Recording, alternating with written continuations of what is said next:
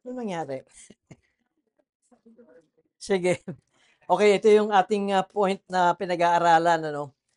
Sabi ko nga, dito sa, lecture natin ay meron tayong tatlong covenant theology, na pinag-aaralan, yung covenant of redemption, yun yung last week. Covenant of works, ito yung sinimulan natin, no, yung nagsimula kay Adam at, ngayon ay itong new covenant, or the covenant of grace.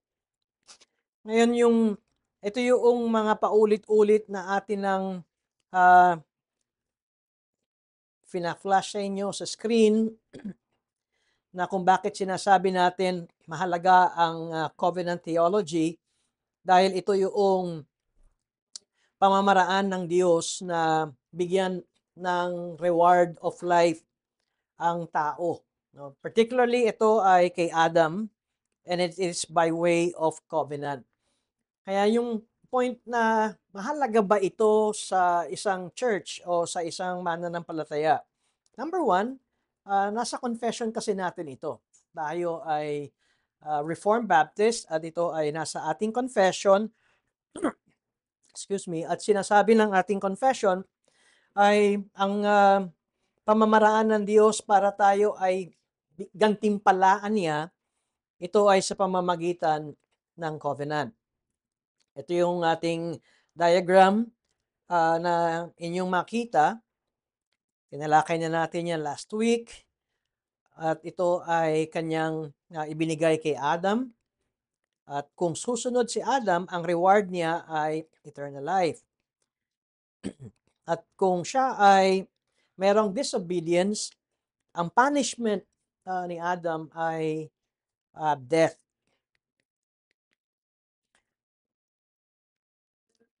Makikita ninyo na meron tayong covenant of works at batay sa ating confession of faith. I hope na hindi tayo sumusunod doon sa mga ibang nagtuturo na walang covenant of works sa ating confession of faith. Well, if you are a Reformed Baptist, ay dapat ikaw ay humahawak sa covenant of works. Ngayon, makikita natin ang covenant of works being broken by sin and made unprofitable unto life. Yan ay confined kay Adam.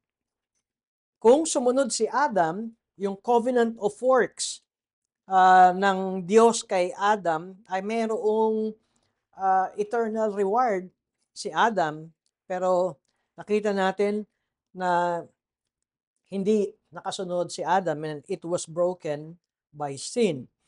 Ngayon, dito sa chapter 20, nung si Adam ay nag-fail, God was pleased to give forth the promise of Christ, the seed of the woman, as the means of calling the elect and begetting in them faith and repentance. In this promise, the gospel as to the substance of it was revealed and is therein effectual for the conversion and salvation of sinners. Ngayon, kung uunawain natin ito, ang connect niyan, ibig sabihin, kung makita natin ang connection, nung si Adam ay nag-fail doon sa covenant of works.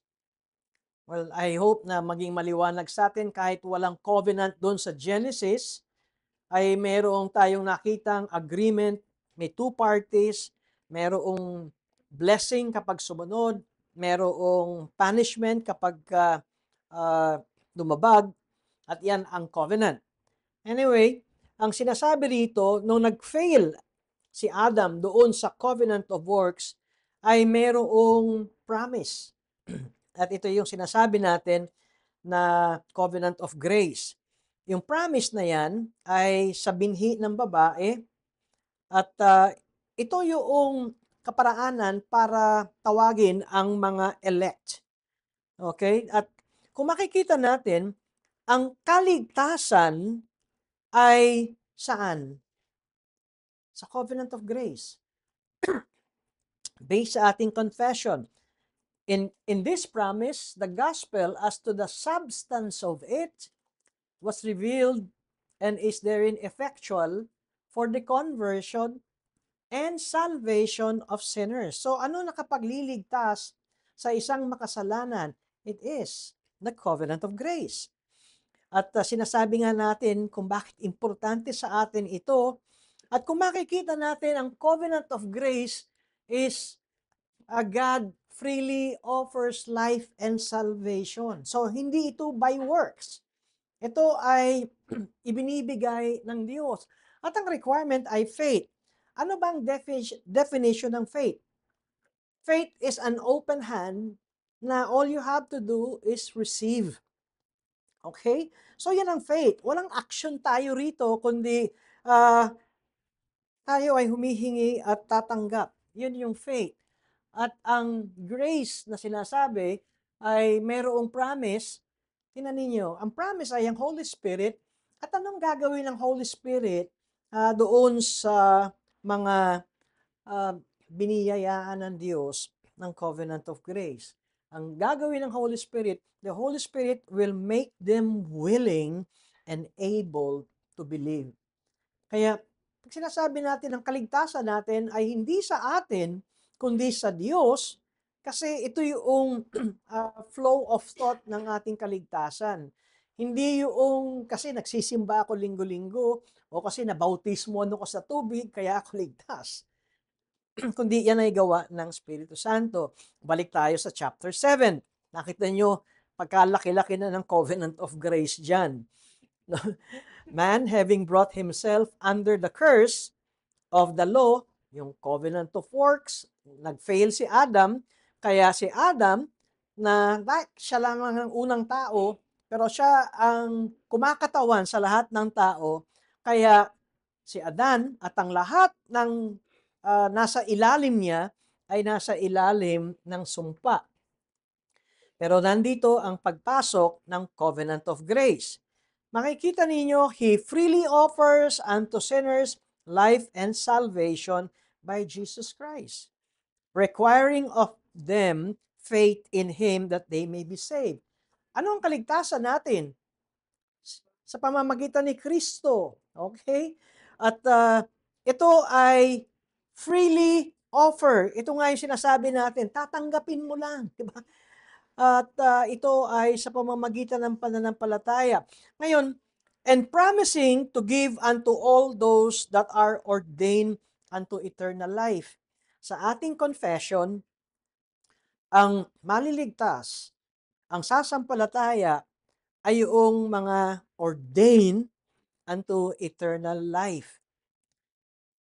Yung pagkatapos, ang Holy Spirit ay mananahan sa kanila. Tingnan niyo, ang Holy Spirit ang siyang kikilos, sa gayon, sila ay susunod and able to believe. Hindi tayo kinaladkad. No, hindi tayo pinilit. Hindi tayo sinabing kailangan sumama ka sa akin para ikaw ay maligtas. Ikaw, kusang loob, na ikaw ay nagpapahayag ng iyong paglapit. Ngayon, paano nangyari yon? Kasi gawa yon ng Espiritu Santo. At yan ang paragraph 3. Ngayon, insertion ko na lamang to. Kasi pagka nakita natin yung covenant of grace, yan, pagdating sa paragraph 3, this covenant, sinaksak ko na yung covenant of grace, no? Akin yan, hindi yan sa confession. Para lamang sinasabi, itong covenant of grace is revealed in the gospel, first of all to Adam, in the promise of salvation. Tingnan ninyo lagi, ang covenant of grace ang siyang nakapagliligtas. Yan ay ipinangako kay Adan na mayroong binhi ang babae at nung ipinangako yan, hindi naman agad na nandoon na yung covenant of grace. Kasi magkakaproblema tayo. Eh di sana, pagtapos kay Adan, lahat yun. Ligtas na. Nakita niyo yung point? Kaya sinasabi nga natin sa 1689 Federalism, ang covenant of grace, pinangako pa lang. Yung classical, nandun na sa Genesis 3:15. Doon tayo naghihiwalay. O ako, sana ganun din kayo.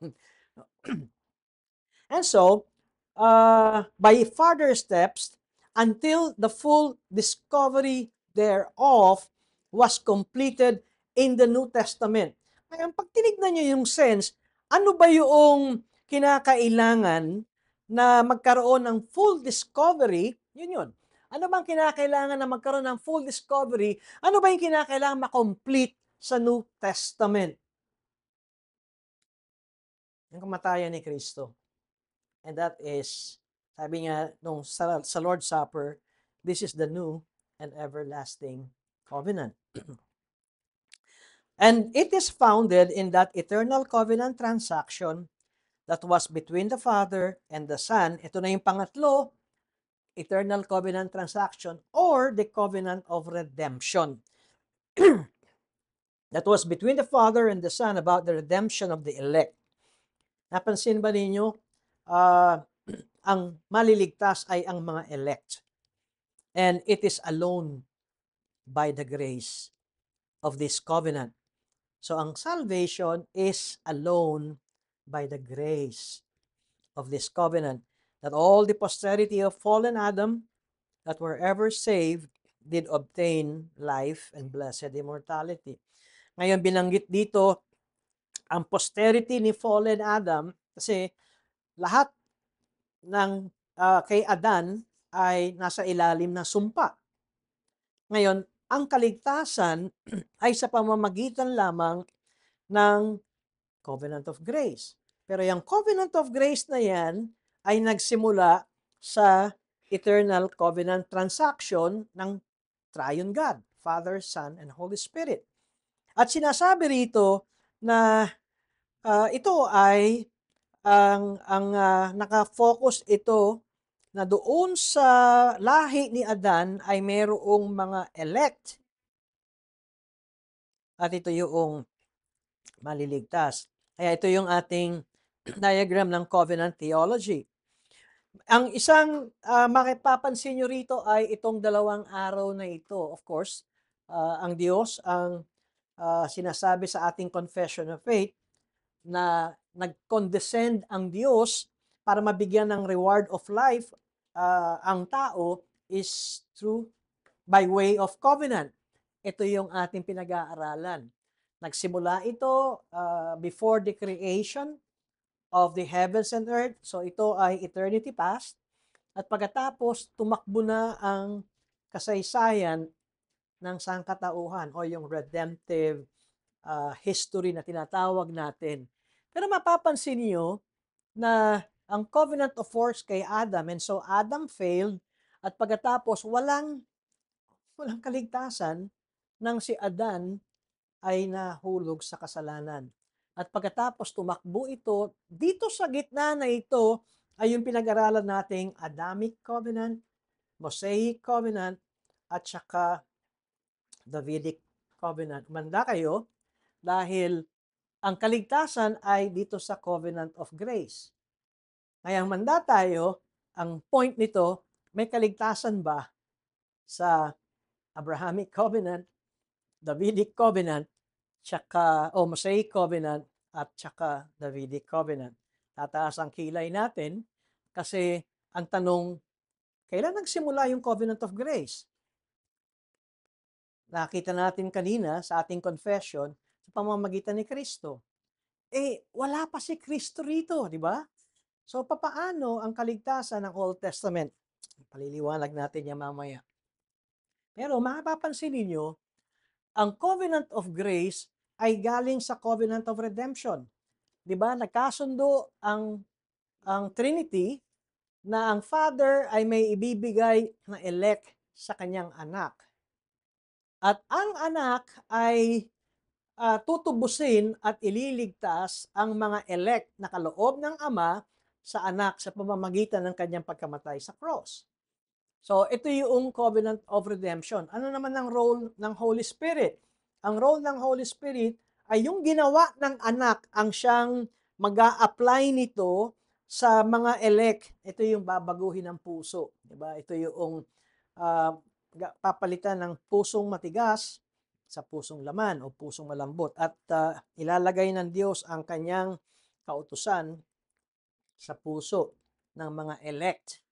Kaya ito ay plinano rito, kaya doon sa covenant of redemption, wala pa ang lahat. Wala pa ang mundo. Ay meron ng ang unang plano talaga at natatanging plano ay mayroong kaligtasan at ang kaligtasan ay sa pamamagitan ng kamatayan ni Kristo. Kaya nga si Pedro at si Paul din doon sa Acts 14, ang maliligtas ay yung mga ordained to eternal life, 'di ba? Yung mga elect, sila yung mga inordinahan na mayroong buhay. Inordinahan, dito nagsimula 'yon. Ngayon makikita rin natin sinabi ni Peter, si Kristo ay ano ba sa Tagalog, itinalaga na foreordained na siya ay mamatay sa krus. Bago pa ang langit at lupa, si Kristo ay mamamatay sa krus. Ito ang paraan ng pagtubos ni Kristo. Saan ginawa yung planong yun? Dito yun. Before time. Wala pa tayong uh, matter and time ng mga panahong iyon. Kaya mapapansin niyo yung araw, ang covenant of redemption, ito yung tinutukoy, pero ito ay kinakailangan tumakbo, yung maaring tawagin nating the drama of redemptive history. Kaya pag binabasa natin ang Bible, ay parang nakita natin ang tao pasaway. 'Di ba? Ililigtas ng Diyos, magkakasala. Tapos pinakita ng Diyos ang mga kanyang makapangyarihang gawa. Tatawag sa Diyos, kalaunan, gagawa ng kasalanan. So pag tinitingnan natin ang kasaysayan, parang ang cycle ay ganun na lamang.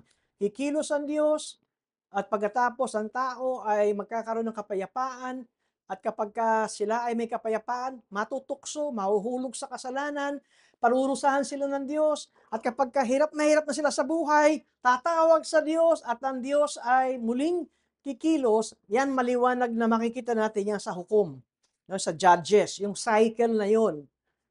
At lagi na lang bang ganun? Pag nakita rin natin ang huli ay yung sa Israel na sila ay dinala ng Diyos sa Babylonia. Na kahit nangako ang Diyos na sila ay mayroong isang binhi na manggagaling kay Abraham at kay David na magiging tagapagligtas nila. Pero nung dumating si Kristo, dito ay mayroon ng pagliwanag ng tinatawag nating pangako ng Diyos sa tumakbo sa salinlahi at ang gawa ni Kristo. Ang dahilan kung bakit hindi ito matanggap ng mga Israelita, kasi ang hinahanap talaga nila ay panlupa. Panlupang Mesiyas, panlupang hari, panlupang blessing. Maraming mga Kristiyanong ganyan, ang kaligayahan nila ay panlupa. Kaya pag walang pera, malungkot. Kasi panlupa eh.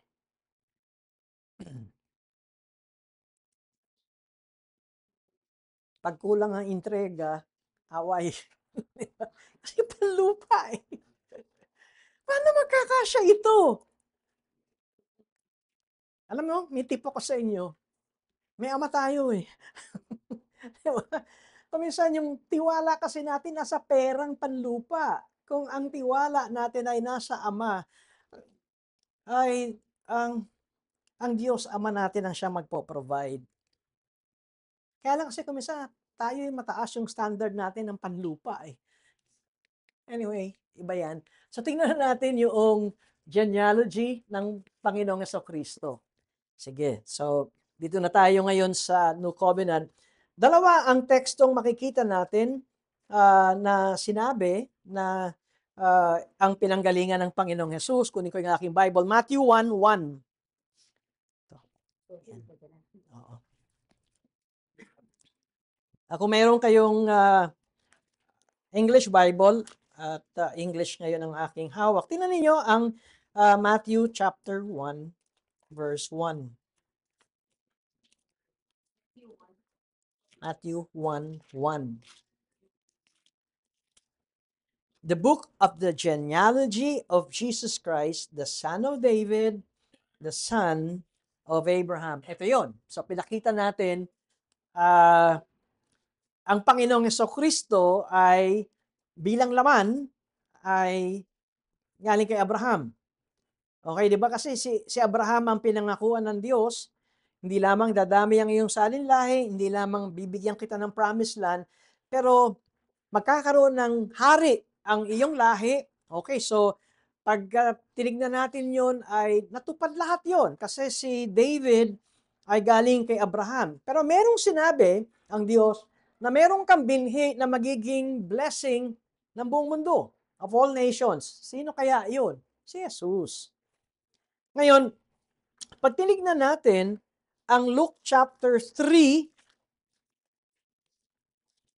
ito yung mahabang genealogy at dito sa Luke chapter 3 na ito, dito sa verse 23, the genealogy of Jesus Christ ay binanggit dito simula kay Joseph. Tignan nyo sa verse 23, Jesus, when he began his ministry, was about 30 years of age, being the son, as was supposed, of Joseph, the son of Heli, the son of Matthat, at lahat yan, pag tinignan natin, hanapin nyo si Abraham. Mababanggit dito si Abraham sa verse 34, the son of Jacob, the son of Isaac, the son of Abraham, di ba? At nauna na si David, no? Kasi si David ay sinabi rito na the son of Jesse. Doon yun sa verse 31. At pagkatapos, pag tinuloy-tuloy natin ito, si Jesus Christ ay son of Adam. Pagkatapos, son of God. Kaya, pag tinignan natin ang genealogy ng Panginoong Hesukristo, ay masasabi natin, oo, galing siya sa tao, at pagkatapos, siya din ay anak ng Diyos. At as the Son of God, si Christ Jesus was commissioned to take many sons to glory. Ito yung talagang misyon ng ating Panginoong Hesukristo, to bring a new humanity to a consummation. Adam failed. Yung hindi nasunod ni Adan, yun ang tutuparin ni Hesukristo. Kaya mayroong yang importance o significance sa ating pag-aaral na itong dalawang ito ay kinakailangan na makita. Siya ay anak ni Adan, ni Abraham, ni David, at anak siya ng Diyos. Kasi lahat ng manggagaling sa anak ni Adan ay makasalanan na. Kaya masasabi natin si Kristo ay nagkatawang tao, walang kasalanan dahil siya ay Diyos ng Diyos anak. And so Jesus Christ completed his heavenly mission in the context of earthly covenants of Israel. Yung ginawa ng Panginoong Yesus, talagang dumaan siya dito sa nakita natin na pagiging isang Hudyo. Yung teksto ng Galatians chapter 4 at verse 4 ay dito sinasabi na, but when the fullness of time had come, God sent forth His Son, born of woman, under the law. Okay, kung i-connecta natin yan sa ating confession of faith, yung by farther steps, yung ipinangako, yung ipinangako, yung promised seed, pagdating sa New Testament, when the fullness of time had come. Alam nyo, kung dudugtong-dugtongin talaga natin sa confession of faith, makikita natin yung Genesis 3:15 ay kinakailangan pang humakbang ng maraming panahon hanggang sa ito ay makumpleto. Sa Galatians 4 ay sinasabi that when the fullness of time had come, God sent forth His Son, born of a woman, born under the law to redeem those who were under the law so that we might receive adoption as sons. So yan ay Galatians 4 verses 4 and 5. Kaya ngayon tayo ay nasa New Covenant. Kaya mapapansin ninyo ang ating turo ng New Covenant ay freely granting the salvation sa mga elect.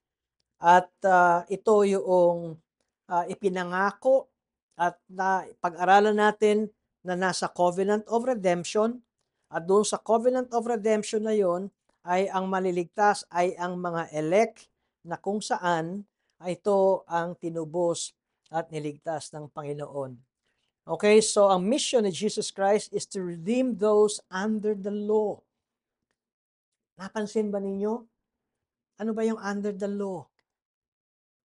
Sino yung under the law? Abraham, Isaac, Jacob, Moses, David. Iligtas ang mga under ng Old Covenant. Ibig sabihin, Pastor, hindi pa sila ligtas. Kaya mag-iisip tayo, di ba? Babalik tayo sa confession natin, ang kaligtasan ay sa grace ng Panginoon. Correct? Ang kaligtasan ay sa pamamagitan ni Hesukristo. Kaya naguguluhan ang nag-aaral ng Covenant of Theology kasi ang magiging tanong, wala pa si Kristo sa Old Testament. Pero ibinigay na yung pangako. Yes, binigay na yung pangako. Pero ang kaligtasan ay sa pamamagitan, sinasabi natin, ang kaligtasan ay sa pamamagitan ng pananampalataya natin sa gawa at turo ni Kristo. Wala pa namang ginagawa at tinuturo si Kristo. So, may stretch yung ating mind. Pagdating dito, sige, tabi muna natin yan, yung point na yan. Dito na tayo sa pag-aaral natin. Sa Book of Hebrews, New Testament, ay sinasabi ng may akda that the new covenant is a better covenant than the old covenant. Bakit ang new covenant is a better covenant than the old covenant? Because it was established on superior promises to that of the old. Tingnan niyo ang Hebrews chapter 8 verse 6. But as it is, Christ has obtained a ministry that is as much more excellent than the old. As the covenant, He mediates. Sino ang mediator ng new covenant? Si Christ. As the covenant He mediates is better, since it is enacted on better promises. Ngayon, ang ipinapakita natin sa pag-aaral na ito ay mas superior ang New Covenant sa Old Covenant. In fact, pag binasa natin ang Hebrews 8, 6 and 7, dagdagan ko na yung verse 7, but as it is, Christ has obtained a ministry that is as much more excellent than the old.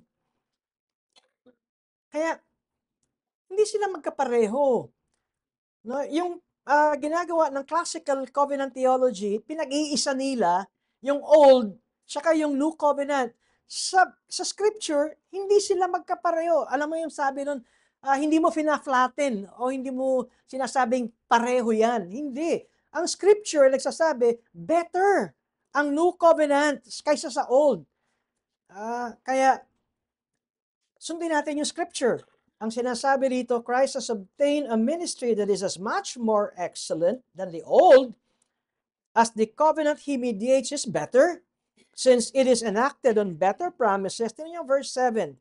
For if that first covenant had been faultless, there would have been no occasion to look for a second covenant. Ibig sabihin ay ano? Christ's blood is far superior to the animal's blood. Ito yung old covenant, dugo ng hayop. Ngayon, yung new covenant, dugo ni Kristo. Magkapareho ba yung dugo ng hayop sa dugo ni Kristo? Hindi. Palagay ko, mas maliwanag pa yon sa sikat ng araw. Hindi yan magkapareho.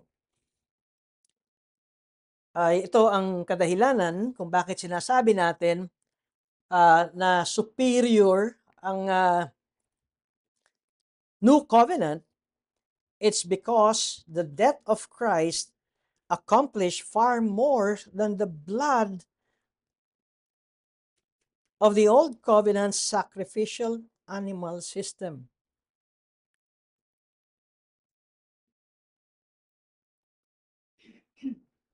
Binabasa natin lagi ito pero hindi natin nauunawaan. Tingnan niyo yung animal sacrifice na ginagawa ng high priest. Merong tinatawag sa Mosaic Law ng Day of Atonement. Ang Day of Atonement, once a year lang ginagawa yan. Ang Day of Atonement ay yung high priest, si Aaron ang una, siya lamang ang pumapasok doon sa tinatawag nating most holy place. Alam niyo yung tolda, yung tabernakulo, sa loob nun ay nahahati ng dalawa. Diba? Yung holy place at saka yung most holy place o kaya Holy of Holies kung kayo ay merong ibang version ng Bible, saka holy place and Holy of Holies. Kaya namatay yung dalawang anak ni Aaron. Alam niyo yun? Kasi pumasok sila doon sa hindi pwedeng pumasok doon. Ang pwede lang pumasok doon ay ang high priest, yung tatay nila. Sila anak, sila yung mga priest, pero hindi sila authorized pumasok doon. Ano ba ang nandoon sa Holy of Holies? Yung kahon, yung Ark of the Covenant, na nasa ibabaw nun ang lantay na ginto na mayroon dalawang cherubim, di ba? Tapos nandun yung mercy seat. Ano yung nasa loob ng Ark of the Covenant? Yung bato ng Ten Commandments. Yung garapon na nandoon yung mana na kinain ng mga Israelita na galing sa langit at saka yung tungkod ni Aaron na nag-usbong. Sino lang ang pumapasok doon? Isang tao, high priest. Okay, tingnan natin ang comparison nito. Kung bakit sinasabi natin ang New Covenant is superior to the Old Covenant dahil ang unang-una ay once a year lang ginagawa ito. Pero yung dugo ni Kristo, once for all. Alam nyo, ang practice sa Old Covenant, taon-taon nilang ginagawa. Alam niyo kung bakit? Ba't kaya taon-taon nilang ginagawa? Nare-remind sila na hindi nakapatawad ng kanilang kasalanan, na hindi nahuhugasan ang kanilang kasalanan. Kaya taon-taon.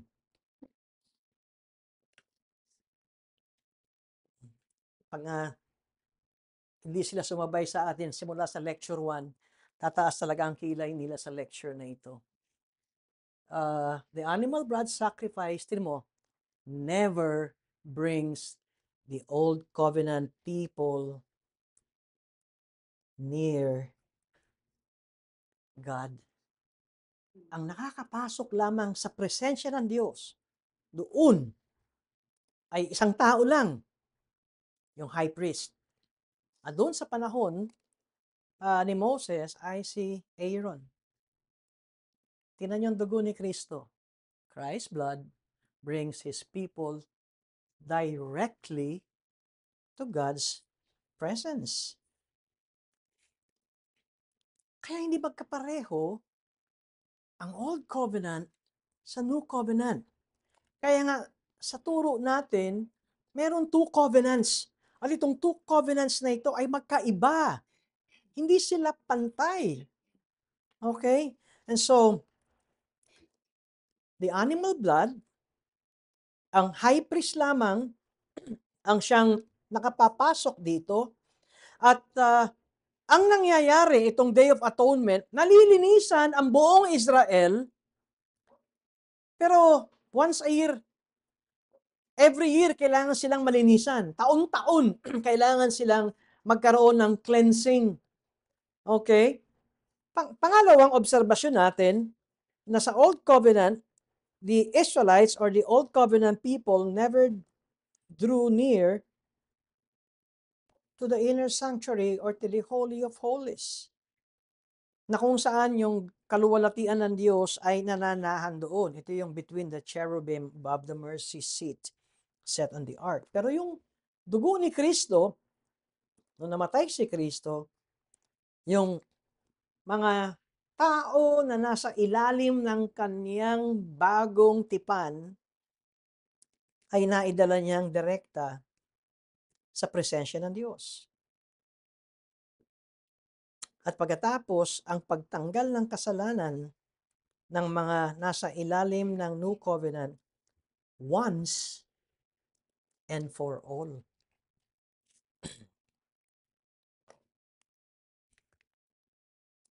The Old Covenant could not take away sins.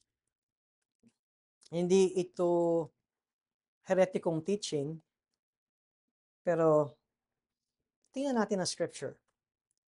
But when Christ appeared as a high priest of the good things that have come, then through the greater and more perfect tent, not made with hands, that is, not of this creation. Bigyan ko ng background. Yung toldang tinayo ng mga Israelita sa Old Testament, yon ay kopya ng ipinakita ng Diyos kay Moises. Okay? So yan ay panglupa na tolda. Pero ang original ay yung nasa langit. Okay, yan yung point. Verse 12, He entered once for all into the holy place, not by means of the blood of goats and calves, but by means of His own blood.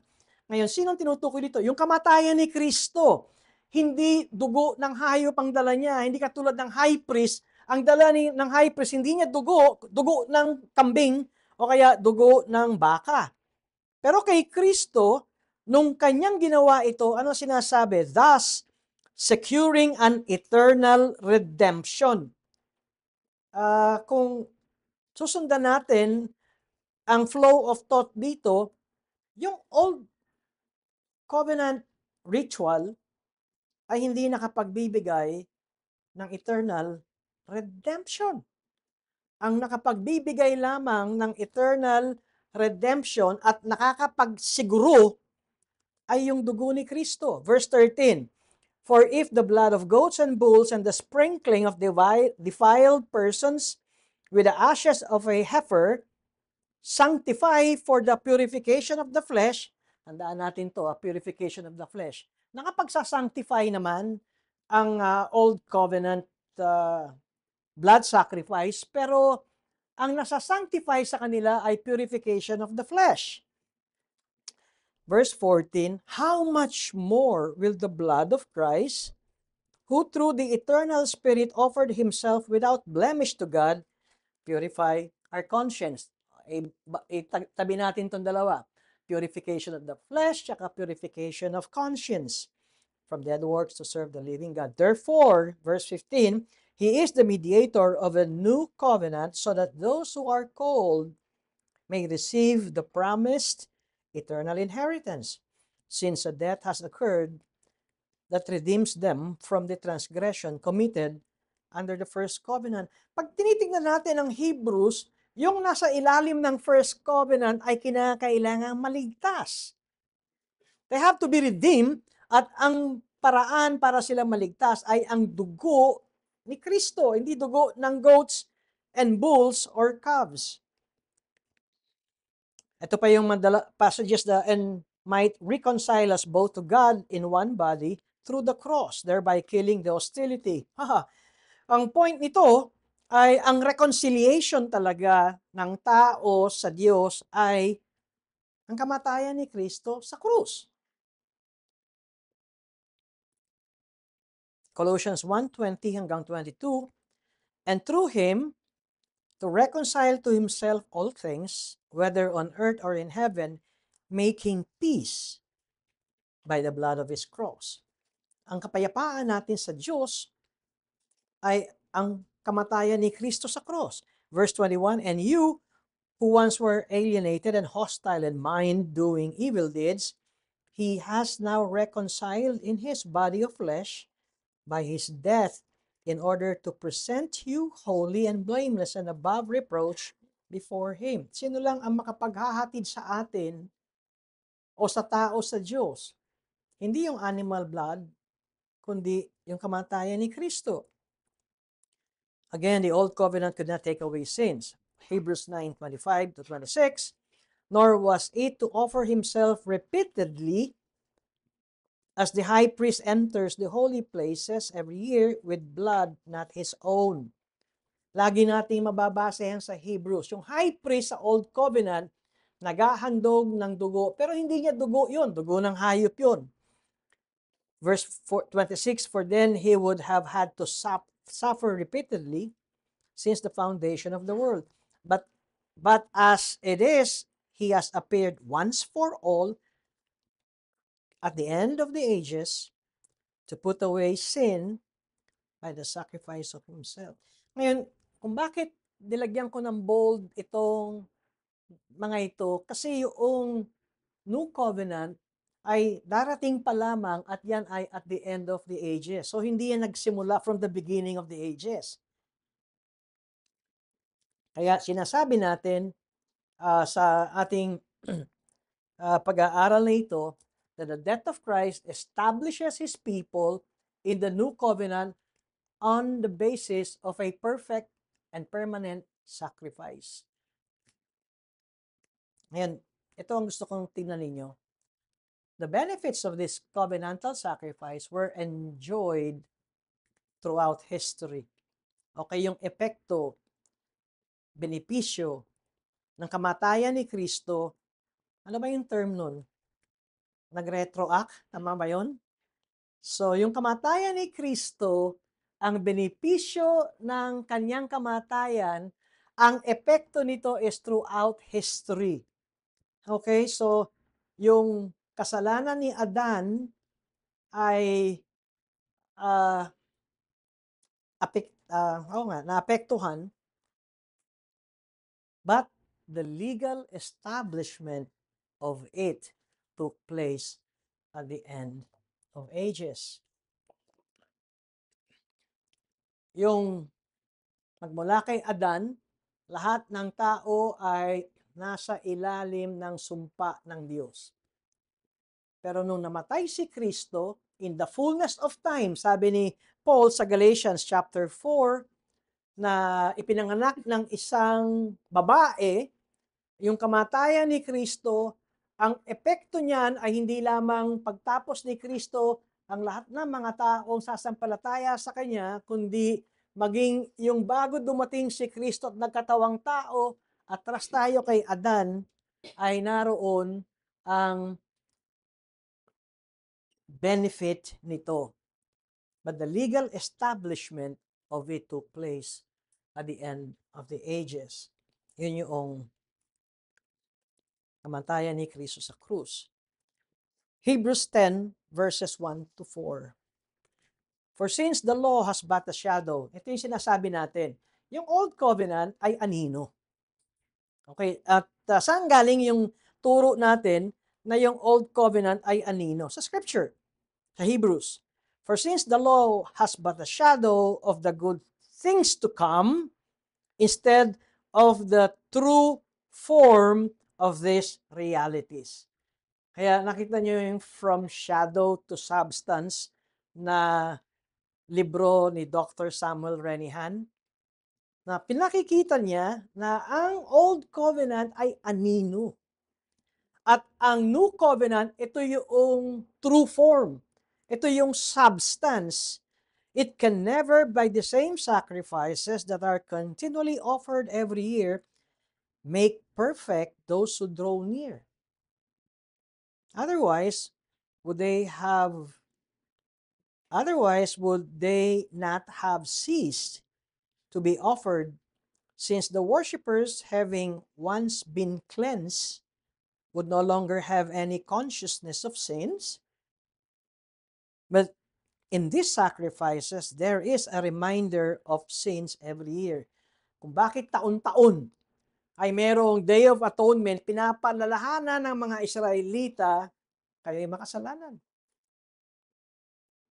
But in these sacrifices, there is a reminder of sins every year. Bakit? For it is impossible for the blood of the bulls and goats to take away sins.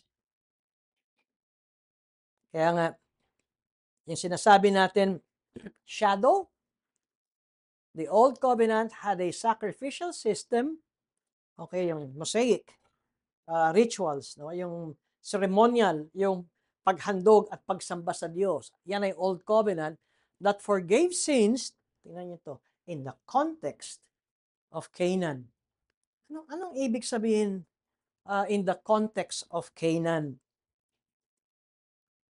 Kung kanilang ginagawa itong ritual na ito, yung animal sacrifice na ito, kung sumusunod sila dito sa ceremonial law na tinatawag natin, yung kaparaanan kung papaano sila lalapit sa Diyos, yun yung animal sacrifice, meron silang blessing in the context of Canaan. Pero merong pangdugtong dito. But the Old Covenant could not forgive sins in the court of heaven. Meaning, the first covenant could not take away sins.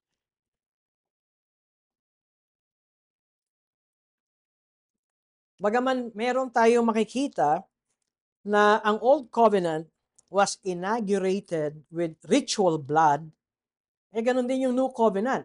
Kaya lang ang pinagkaiba, yung dugo sa Old Covenant ay dugo ng hayop, yung dugo sa New Covenant ay dugo mismo ng Panginoong Jesucristo.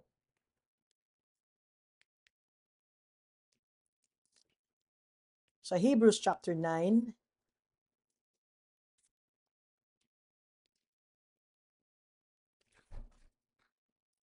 by this, the Holy Spirit indicates that the way into the holy places is not yet opened as long as the first section is still standing. Naintindihan ba natin yun? Kahit na nag-o-offer ang mga Israelita ng animal sacrifice, sinasabi ng Hebreo 9, talatang 9, hindi pa bukas yung kalangitan. Yun yung point, hindi pa bukas. As long as the first section is still standing, which is symbolic of the present age. According to this arrangement, anong arrangement ito? Yung Mosaic ceremonial worship. According to this arrangement, gifts and sacrifices are offered that cannot perfect the conscience.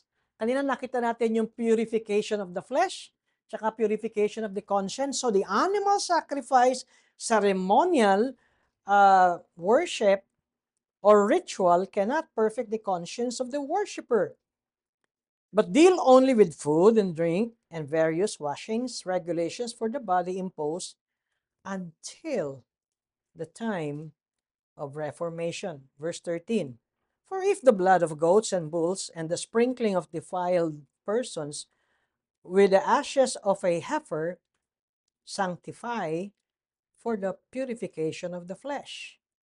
The blood of goats and bulls purify the flesh, but not the conscience.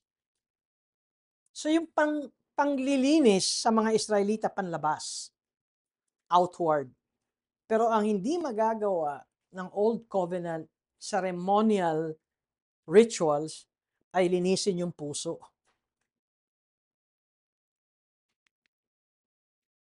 And then Hebrews 9:13 to 14, for if the blood of goats and bulls and the sprinkling of defiled persons with the ashes of a heifer sanctify for the purification of the flesh, how much more will the blood of Christ, who through the eternal Spirit offered himself without blemish to God, purify our conscience from dead works to serve the living God. Kaya sinasabi natin, the blood of Christ, new covenant. Okay? Actually, ang pinakikita natin dito is kung maghahambing tayo sa Old Covenant na mayroong priest, na mayroong mediator, ang sinasabi natin, when Christ offered himself up, it was a pure and perfect sacrifice. Si Christ yung perfect priest, si Christ yung perfect sacrifice, at yung ginawa ni Christ ay nagkaroon ng perfect forgiveness of sins. Kaya sinasabi ng Hebrews, itong chapter 10, verse 14, that Christ once offering perfected his people forever, once and for all. By a single offering, he has perfected for all time those who are being sanctified. Sa verse 18, sa verse 18 ng Hebrews 10, where there is forgiveness of this, there is no longer any offering for sin. Ngayon, ano ang blessing na meron tayo kapag tayo ay nasa ilalim ng New Covenant ni Christ? Nakita ba niyo sa Psalm 103 verse 12, awit 103, Psalm 103 verse 12, as far as the east is from the west, so far does he remove our transgressions for us. So, ang blessing ng New Covenant ay talagang napakarami. At Lord willing, talakayin natin to sa darating na linggo. At it flows from a union with Jesus Christ, the mediator, at si Jesus Christ, ang federal head of the covenant. At ano ba ang ipinahayag ng Diyos dito sa New Covenant? That God will grant everlasting forgiveness and righteousness. I repeat, everlasting forgiveness and righteousness. Kaya ang nasa ilalim ng New Covenant ay may kapatawaran sa kanyang kasalanan ng pangwalang hanggan. At pagkatapos, God will justify His people and save them from their sins. At dito ay ang isa sa sinasabi natin, yung sa Jeremiah chapter 31, di ba? Jeremiah chapter 31 verses 31 to 34, yung paulit-ulit na binabasa ko sa inyo. Ito ay pangako at ito ay blessing ng New Covenant nang nasa Old Covenant pa si Jeremiah. At ito ay ang siyang itinaguyod at in-establish ni Jesus Christ. Ngayon, Jeremiah 31 verses 31, behold, the days are coming, declares the Lord. Sabi ko nga, future yan. When I will make a new covenant with the house of Israel and the house of Judah, not like the covenant that I made with their fathers on the day when I took them by the hand to bring them out of the land of Egypt. So mayroong old covenant At saka sinasabi ng Diyos, meron akong gagawin at itatayong new covenant. Yung old covenant is breakable. Kasi yun ang sinasabi ng Jeremiah, when I took them by the hand to bring them out of the land of Egypt, my covenant that they broke, though I was their husband, declares the Lord. Verse 33 ng Jeremiah 31, for this is the covenant that I will make with the house of Israel after those days, declares the Lord. Tignan niyo, I will put my law within them. Sa Old Covenant, ang law ay nasaan? Outside of them. Diba? Kaya nga yung bato nasa labas ng puso ng tao. I will put my law within them. I will write it on their hearts. I will be their God, and they shall be my people. And no longer shall each one teach his neighbor and each his brother, saying, know the Lord, for they shall all know me, from the least of them to the greatest, declares the Lord. Kaya nga ang totoong born again, kilala niya ang Diyos. Hindi yung sumasabay lang sa agos at napipilitan sa pagpupulong ng born again. Ang totoong born again ay dahil ang kautusan ng Diyos ay nasa puso niya, 'di ba? At ang Diyos ang nagsulat sa puso niya ng kanyang kautusan. At yung puso ay binago ng Espiritu Santo, 'di ba? Pinalambot na yung puso. Kaya nga, and no longer shall each one teach his neighbor and each his brother, saying, know the Lord. Alam nila na may ginawa ang Diyos sa buhay nila. Kaya niyo yung huling talata, for I will forgive their iniquity and I will remember their sin no more. Nakita ba ninyo kung anong blessing ang merong ang New Covenant? Malayo sa Old Covenant.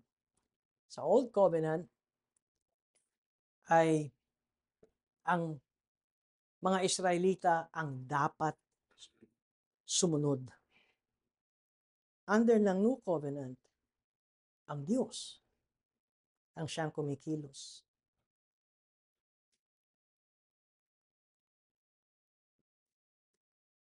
Kaya nga tayo sa ating pag-aaral na ito ay, alam niyo kung bakit tayo merong tipan ng mga miyembro?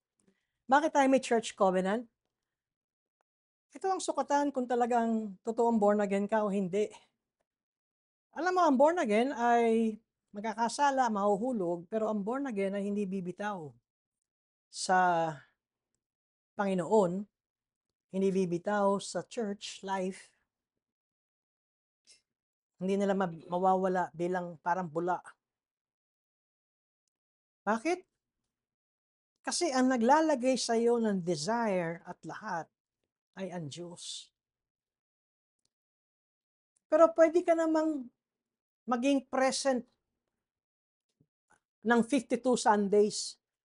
Alam niyo, ang linggo natin isang taon, 52 eh. Pero kasi takot kayo kay pastor. Di ba? Kasi takot kayo na ma-text kayo ni pastor. O kaya takot kayo sa officer ng church, baka madisiplina kayo.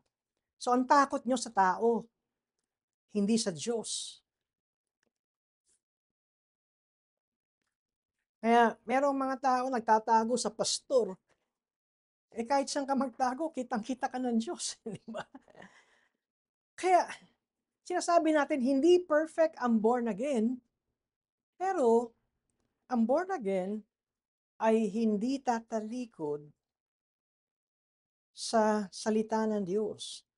Kaya pag kinonekta natin ang doctrine ng covenant theology, kung bakit inaabot tayo ng ganito katagal, ay dahil sinasabi natin, importante ito sa Christian life. At matapos itong pag-aaral ko at pagtuturo ko sa inyo ng covenant theology, ang susunod ko ay covenant pa rin ang tuturo ko. Kaya lang church covenant na. Hindi tayo sumusunod sa batas, pero pag pinag-aralan natin ang church covenant, makikita nyo, yan ay tumatayo sa salita ng Diyos. At sinusunod natin yan na may kagalakan, hindi yung sige na nga. Di ba? Dahil sinabi nyo eh. Hindi. Lahat, pati giving natin. Alam mo yung pagbibigay natin, kaya nakalagay na nga sa sulok dun eh. Ang giving natin, God loves a generous giver. Ang pagbibigay natin ay kagalakan sa puso. Questions? May tanong? Okay. Olive, Pastor, 5 minutes lang tayo. correct Pa. correct me if I'm wrong with my thoughts. I was thinking if the Holy Spirit is already existing during the covenant of works during Adam's time, because it seems that although Adam was created after God's image and likeness, God probably through the Holy Spirit was not able to write God's covenant on Adam's heart, and that's why he still failed. Yung question na let us make man according to our image and likeness, that was before the fall of Adam, the first parents. Ngayon, yung Holy Spirit, matatalakay natin yan, Lord willing, next Sunday. Pero ang difference ng Holy Spirit sa Old Covenant tsaka sa New Covenant, ang Holy Spirit ay nandoon na sa Old Covenant. Pero ang ministry at function ng Holy Spirit is to make certain people fit for yung fit para doon sa mga tinawag ng Diyos. To make them able to obey or to be leaders. Pero ang pagkakaiba, hindi mo mababasa sa Old Covenant na ang Holy Spirit ay nananahan sa puso ng mga tao. Nangyari lang yan dito sa New Covenant. Kaya nataas naman ang kilay nyo pag sinabi kong walang born again na Old Testament saints nung time na yon. Dahil ang born again ay dito sinabi ni Christ kay Nicodemo, who was a Pharisee, hindi nyo makikita ang kaharian ng langit naliban kayo ipanganak na muli. Dahil pag nakita natin ang ministry ng Holy Spirit that would reside in them, kasi ang talaga nakapagbago naman ng puso natin, na pusong matigas sa pusong malambot, ay sino? Ang Holy Spirit. Ang Holy Spirit ang siya nag-apply ng ginawa ni Kristo. Kaya, theologically speaking, ay ang mga Old Testament people, katulad ng mga Israelites, nagagawa nila ang ceremonial law or worship dahil sumusunod sila sa externals. Pero ang pagkakaiba ng New Covenant people, ang obedience nila comes from the heart. Kasi doon kumilos ang Diyos sa puso nila. Question? Follow up? Okay, Lyndon? Pastor, yung humans' unbelief, is it due to their own free will, is it is it because they are not under God predestined for salvation? Okay. Yung unbelief ng tao ay makikita natin when Adam failed, when Adam disobeyed God. So, anong nangyari? Ang unang tao na si Adan ay nasa ilalim na ngayon ng kapangyarihan ni Satan. Kaya nga sila nilabas sa Garden of Eden. Kaya, tutusin, lahat ng tao ay under ng curse ng Diyos. Kaya meron silang unbelief, they are rebelling against God. Pero hindi natin sinasabi na wala yung kilos ng Diyos sa Old Testament. The fact na nakita natin na merong doon sa Genesis, and they called upon God, diba yung panahon ni Enoch, diba yung panahon ni Seth, yung panahon ng mga sumunod sa Diyos. Ngayon, ano ito mga taong ito? Yung sasabi natin, kumikilos ang Holy Spirit sa mga taong ito pero hindi pa nagre-reside ang Holy Spirit sa mga taong ito kasi kakaroon tayo ng problema doon sa binasa natin sa scripture kanina. Kapag narahan na yung Espiritu Santo sa loob, hindi na kinakailangan mamatay si Kristo. Nakuha niyo yung point? Kasi hindi nakapagliligtas ang dugo ng hayop. And so, ang sinasabi natin, kung matatandaan niyo yung sinabi ni IE, ang kaligtasan ng mga Old Testament saints ay batay sa New Covenant na ginawa ni Kristo. Paano nangyari yun? Bumalik. While they were looking for the coming Messiah, merong silang hinihintay na Messiah, pero yung pagtanggap ng kanilang kaligtasan ay sa gawa ni Kristo. Kaya, yung tinuturo ko sa inyo na walang Old Testament saint na umakyat sa langit nang nauna kay Jesus Christ. Bakit ko sinabi yun? Di ba sinabi ni Jesus, I am the way, the truth, and the life. No one can go to the Father, dadaan kayo sa akin. Wala pa si Kristo nun eh. Dugo pa lang ng hayop yun eh. Anino pa lang yun. Nasaan na sila? That's another teaching. Abraham's bosom, paradise. Pero hindi yan yung langit na si Kristo ay sa third heavens na seated at the right hand of the Father. Kailangan si Kristo ang magbukas ng pintuan. Di ba nabasa rin natin kanina sa Hebrews na walang magbubukas ng pintuan kung nakatayo pa yung first covenant. At ano yung first covenant? Old covenant. So ang langit na pagbukas ay nasa new covenant. Yes. Siguro last na ito. Yung sinasabi pastor, relay ko lang din, yun pong born again experience happened only when when they believe in Christ, dun sa gospel, sa nung New Testament na. Tama Yes. po ba, pastor? Yeah. So, yung sa old, wala silang born again experience doon. Di ba sinabi ni Christ kay Nicodemus, walang makakapasok sa langit. Hindi mo makikita ang kaharian ng Diyos, hindi ka makakapasok sa kaharian ng Diyos kung hindi ka pinanganak na muli. Ngayon, kung na-born again na yung mga Old Testament saints, pag akyat ni Kristo sa langit, nariyan na pala kayo. Di ba? Ang tawag kay Jesus ay first fruit. Panganay. Si Kristo ang mauna. Kaya, nasaan sila, pastor? Nagbigay si Jesus ng kwento nung Lazarus at nung rich man, na yung rich man ay nasa place of torment at si Lazarus ay nasa Abraham's bosom. Ibig sabihin na kung nasaan si Abraham, nandoon yung Lazarus na mahirap. Pero yung lugar ni Lazarus na mahirap, nung nakita nitong mayaman ay kaaya-aya. At itong mahirap ay hirap na hirap. Tapos, ang isa pang term na makita natin, nung namatay si Kristo o bago namatay si Kristo, yung penitent thief. Sabi niya, sama niyo ako. Anong sabi ni Jesus? Today, you will be with me in paradise. Nung namatay siya. Yung today, namatay siya.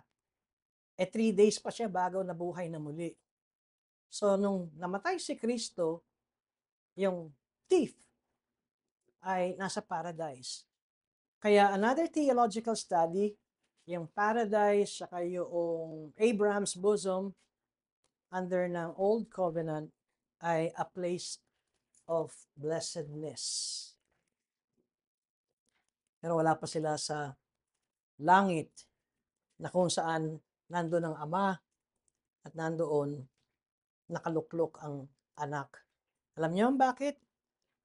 Kinakailangan ang dugo ni Kristo para magkaroon ng peace with God.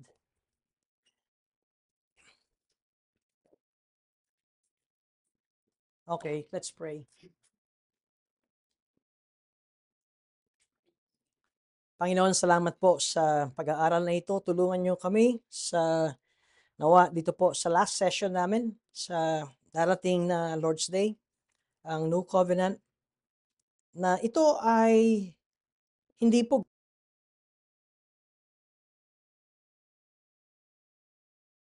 nakikita namin sa inyong salita.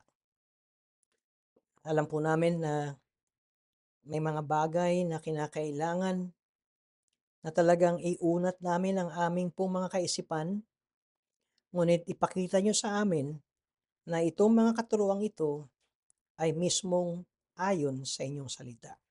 Sa ngalan ni Jesus. Amen. Awitin po natin itong hymn na ito.